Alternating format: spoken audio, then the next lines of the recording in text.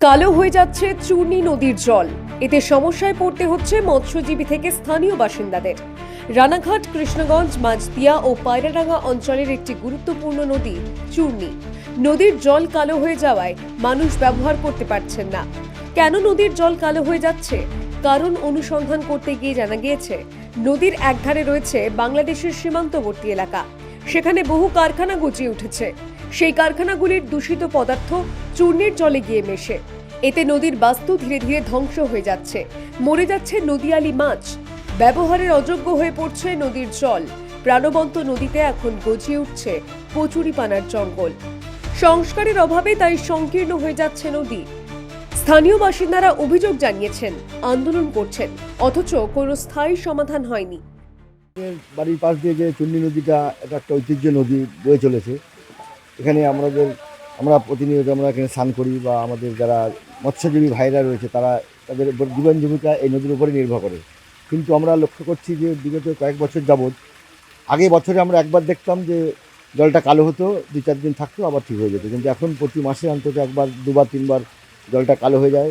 বাংলাদেশের যে দর্শনা চিনির মিল রয়েছে, সেখানকার যে নোংরা আবর্জনা জলগুলো ছাড়ে, এই জলটা ছাড়ার ফলে মৎস্যজীবীদের জীবন জীবিকা নির্বাহ করে, তাদের জীবন জীবিকা চালাতে অসুবিধা হয়। আমরা যারা স্নান করি, আমরাও স্নান করতে পারি না, এবং এই বিষাক্ত জলে স্নান করলে আমাদের শরীরের স্কিনের উপরে রোগবালাই সৃষ্টি হয়। ঠিক আছে, মাছ ধরার কাজে করতে এখন তো নামতেই পারি না নদীতে। জলের সমস্যা হয়, সমস্যার থেকে সে চান না করার কোনো ব্যাপার নেই, কিন্তু মানুষ যারা এর উপরে নির্ভর তাদের তো খুবই অসুবিধা। জল খেতেও পারে না। জল খেয়ে বাবা, জল তো খাওয়ার উপায় নেই। আর গায়ে কি র্যাশ বেরিয়ে যায়। এ বিষয়ে তৃণমূলের দাবি, এটি দুই দেশের ব্যাপার, এটা নিয়ে হস্তক্ষেপ করুক কেন্দ্রীয় সরকার। চূর্ণী নদী এত দীর্ঘদিনের সমস্যা, এটা নতুন নয়। আমরা দেখেছি, কারণ সেই বাংলাদেশে যেটা কালো জলটা ঢোকে, সেই জলটা এত বিষাক্ত জল হয়ে যায়।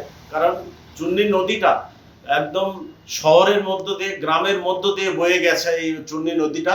অর্থাৎ মানে চূর্ণী নদীতে দুই পাশের যেসব মানুষগুলি বসবাস করে, তারা দীর্ঘদিন ধরে ওই চূর্ণী নদীর জলে স্নান করে।